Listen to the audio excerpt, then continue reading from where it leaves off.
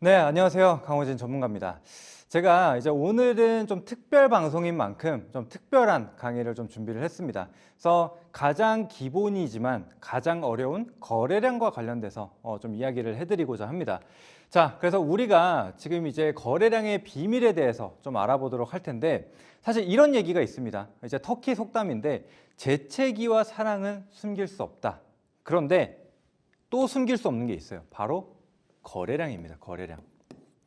우리가 이제 주식 투자를 할 때 있어서 뭐 여러 가지 속임수들이 있습니다. 휩소들이 좀 나타나는 것들이 있는데, 아무리 숨기고 싶어도 숨길 수 없는 게 바로 거래량이에요. 항상 흔적으로 남기 때문에 우리는 그 거래량을 가지고 분석을 해야 된다는 겁니다. 그래서 우리가 이제 주가가 어떻게 형성이 될까요? 결국에는 이제 주가는 결과거든요.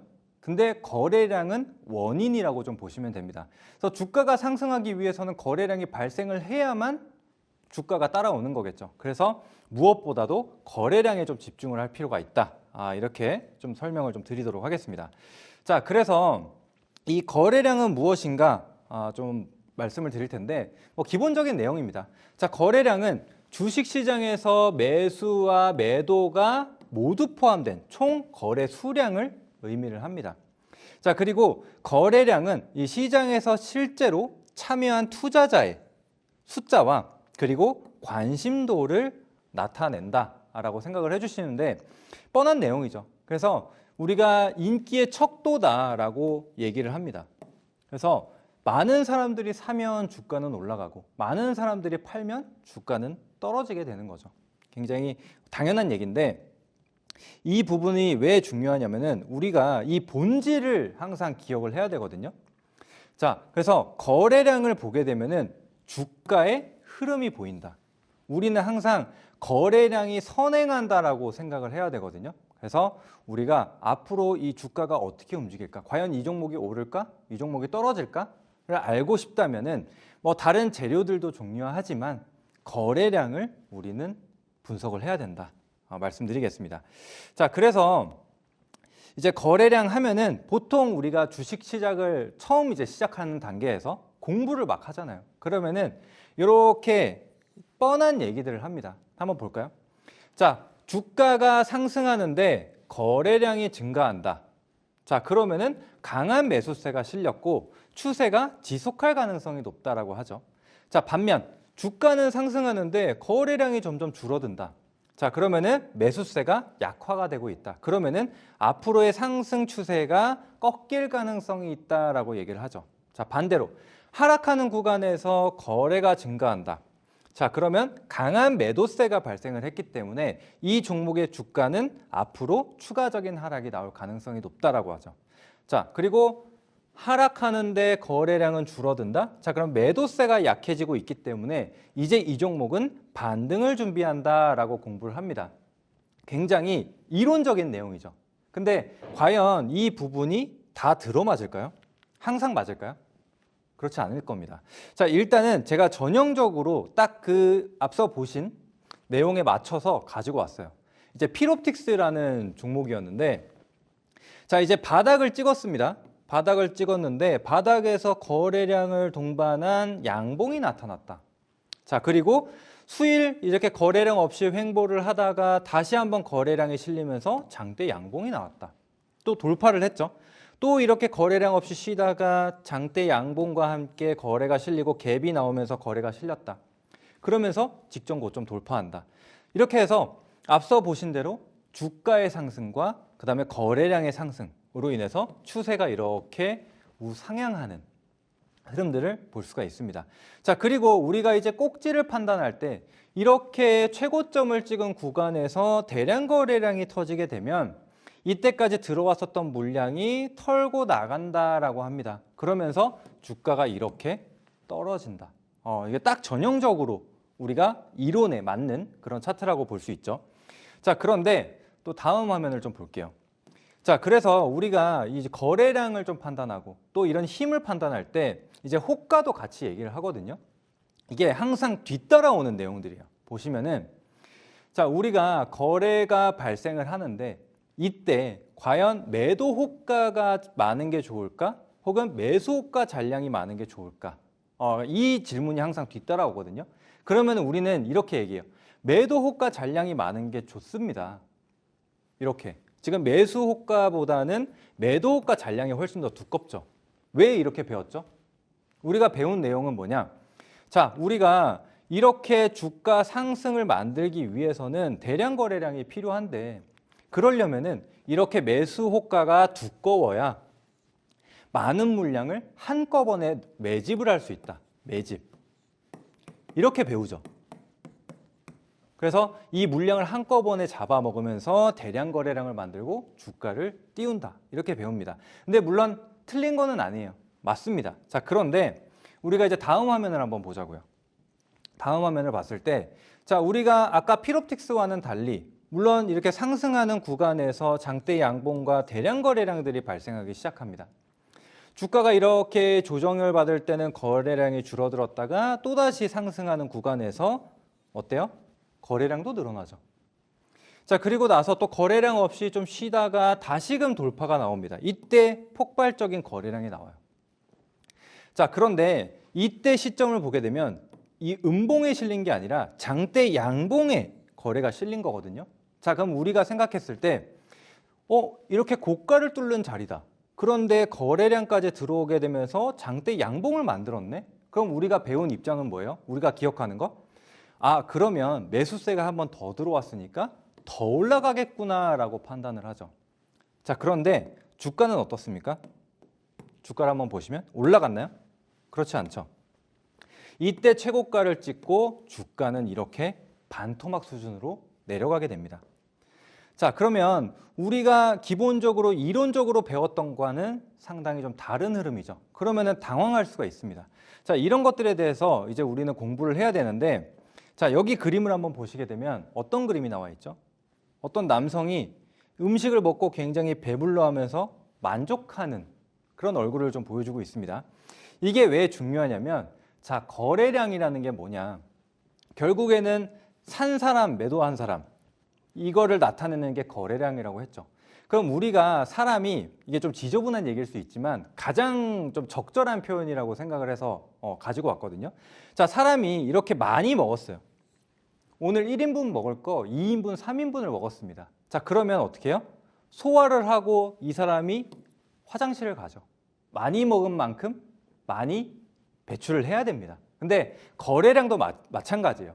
상승 구간에서 거래량이 많이 들어왔다는 것은 그만큼의 거래량이 발생을 해야 된다는 거거든요.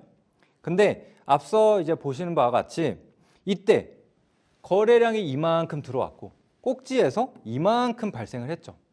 그러면은 충분히 이때 들어왔었던 물량을 다 털 수 있을 만큼의 물량이었다라고 볼 수가 있습니다. 그래서 우리는 이 점을 좀 기억을 해야 되는데, 이제 여기서 또 심화 과정이 뭐냐? 자, 그러면 우리가 여기서 발생한 거래량이 들어온 건지 나간 건지 어떻게 알 수 있죠? 이게 가장 좀 중요할 겁니다. 이게 가장 궁금한 포인트일 텐데 조금 더 이어가 보도록 할게요. 자, 어쨌거나 이렇게 지금 소화 과정이 좀 필요하다. 들어간 만큼 나와야 된다라고 말씀을 드렸어요. 요걸 기억해 주시고, 자, 그 다음을 한번 다시 볼게요. 자, 이때 보시면은 아까 말씀드린 대로 거래량이 이렇게 크게 뒷받침이 되면서 물량을 충분히 털 수 있을 만한 거래량을 만들어 줬습니다. 자, 그리고 나서 이렇게 조정이 나오고 또 한 번의 거래량이 나와요. 자, 그러면은 여기가 반등인가? 라는 생각을 할 수가 있지만 이때 동안도 거래량이 계속 발생을 했기 때문에 남아있는 물량을 또 털어내는 겁니다. 그러면은 주가는 더 빠지게 되죠. 그래서 이런 식으로 우리가 거래량을 통해서 앞으로 어떻게 움직일 것인가를 좀 알아봐야 되는데, 자, 과연 이게 이만한 물량, 그러니까 이제 거래량과 관련돼서 좀 볼 텐데, 자, 여기서 또 추가적으로 확인해야 될 게 이제 거래 대금이 있거든요. 아까 이제 거래량만 봤을 때, 그러면은 이게 똑같은 거래량만 발생을 하면 털고 나간 것인가? 이렇게 생각을 하실 수가 있는데, 자, 요런 차트도 있어요. 보시면은 어때요? 초반에 엄청난 거래량. 이게 금양이라는 종목의 차트인데 이때 당시에 거의 6천만 주 정도의 거래량이 발생을 했어요. 자, 그리고 나서 이렇게 계속 오릅니다. 근데 어때요? 거래량은 이렇게 줄어들죠. 심지어 꼭지에서 거래량을 봤을 때 어때요? 초반 대비해서 많이 발생을 하지 않았네? 그러면은 물량이 다 이탈한 게 아닌가? 이런 생각도 하실 수가 있습니다. 자, 그런데 우리가 여기서 봐야 될 게 바로 거래대금이에요. 거래대금. 자, 거래대금이 왜 중요하냐면 거래량과 같이 봐야 되는 이유를 좀 설명을 해드리는 거예요. 자, 초반에 6천만 주 정도의 거래량이 발생을 했다라고 말씀을 드렸는데 이때 거래대금을 보시면은 어때요? 5천만 주입니다. 5천억이에요. 5천억. 5천억. 근데 이때 이제 최고점을 찍은 음복날이거든요. 이때 거래량이 한 800만 주 뭐 이 정도밖에 안 됐었던 것 같아요. 그러면은 거래량 대비해서는 엄청나게 적은 수치죠. 근데 이미 주가가 이렇게 올라왔기 때문에 거래 대금은 엄청난 차이가 납니다. 여기에 1조 4,500억 정도가 발생을 했어요. 그러면은 거래량은 훨씬 많은 6천만 주고 800만 주인데 거래 대금으로 봤을 때는 이때보다 이때가 훨씬 높아요. 무려 3배입니다. 3배. 자, 그렇기 때문에 이렇게 물량이 낮아지더라도 주가가 계속적으로 오르게 되면서 금액 자체가 커지기 때문에 우리가 거래량이 줄어들더라도 이 거래 대금이 계속적으로 커진다라고 한다면은 우리는 이탈 가능성을 염두에 둬야 된다라는 겁니다. 그래서 이런 것들을 좀 같이 보시면 좋은데, 자, 앞서 이제 말씀드린 거에 대해서 이어서 가자면, 자, 아까 이제 거래량이 이렇게 크게 발생을 했을 때, 자, 이게 들어온 건지 나간 건지 어떻게 알죠? 이게 가장 중요한 포인트라 그랬잖아요. 그래서 이게 매수였다라면은 추가적인 상승이 나올 것이고 이게 매도였다라면은 하락하겠죠. 근데 솔직히 말해서 이걸 알 수 있는 사람은 아무도 없어요. 뭐 증권사나 뭐 거래소 이 정도만 알겠죠. 그래서 개인 투자자들이 이 부분까지 알기는 어렵다는 거예요. 자, 그래서 사실 이 매수 체결 물량과 매도 체결 물량을 우리가 알 수 있으면 얼마나 좋을까라는 생각이 좀 들면서 제가 좀 다른 쪽으로 우회를 해봤어요. 우리가 어림잡아서 알 수 있는 방향이 뭐가 있을까라는 생각을 좀 해봤는데 좀 빠르게 넘어갈게요. 자, 여기 보시면은 제가 최근에 이제 반도체와 관련된 얘기를 하면서 일단은 PSK 홀딩스라는 종목을 제시를 해드렸어요.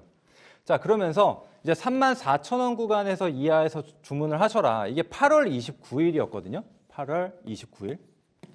자, 그런데 이때 보면은 제가 항상 좋아하는 바닥자리라는 거예요. 자, 그런데 아까 보신 차트와 좀 다른 지표가 하나 포함이 되어 있죠. 이제 여기에 대해서 이제 설명을 할 거거든요. 그래서 이 지표를 보시면은 지금 이렇게 우하향일 때 음을 기록을 하다가 이렇게 이제 바닥을 찍은 상황이 오면서 양으로 전환이 되는 게 있죠. 이게 이제 거래량을 기반으로 한 지표입니다. 이거는 제가 이제 새롭게 만든 거예요. 수식을 넣어서 만들게 됐는데 이런 것들을 통해서 우리는 미리 이게 하락이 좀 끝났다. 혹은 이제 매수하는 사람이 매도하는 사람보다 많아졌구나라는 것을 우리가 알 수 있다는 거예요. 이게 시그널이 벌써 6월부터 나오기 시작했다는 거죠. 자, 그러면은 제가 이제 상승이 나올 때는 항상 명분이 필요하다라고 얘기를 하죠. 자, 넘어가 볼게요. 자, 왜 그래서 강호진 전문가가 왜 남들보다 일찍 바닥을 알 수 있었는가? 이 부분에 대해서 좀 같이 설명을 드릴 텐데, 자, 여기 보시면은 제가 2024년 12월 23일에 이제 주도주를 잡자 미리 작년부터 제가 주도주를 제시를 했습니다. 거기서 이제 로봇을 제시를 했는데 그 중에서도 이제 로보티즈를 말씀을 드렸어요. 로보티즈. 이러한 재료가 있죠. 여전히 똑같은 재료로 상승이 나오고 있습니다. 자, 그런데 이때 차트를 보시게 되면 어때요? 역시나 고점 찍고 이렇게 우하향하다가 바닥권에서 이제 거래량이 들어오는 시점이었습니다. 자, 그리고 또 다음 이제 삼성전자거든요. 제가 이제 5월 15일에 이렇게 촬영을 하게 됐는데 이때 내용을 보시게 되면 우리는 항상 상승 명분이 필요하다고 말씀드렸고 이러한 이제 이슈가 있고 상승 모멘텀은 이러한 게 있다. 이렇게 설명을 좀 드렸어요. 자, 그러면서 제가 이제 55,000원 이하에서는 항상 좀 담아간다. 이제 웬만한 악재는 다 반영이 됐다라고 하면서 5월 15일에 이제는 삼성전자를 매수해도 된다라고 말씀을 드렸어요. 이렇게 차트 설명하면서. 자, 그런데 이제 아까 제가 만든 지표랑 같이 한번 보자고요.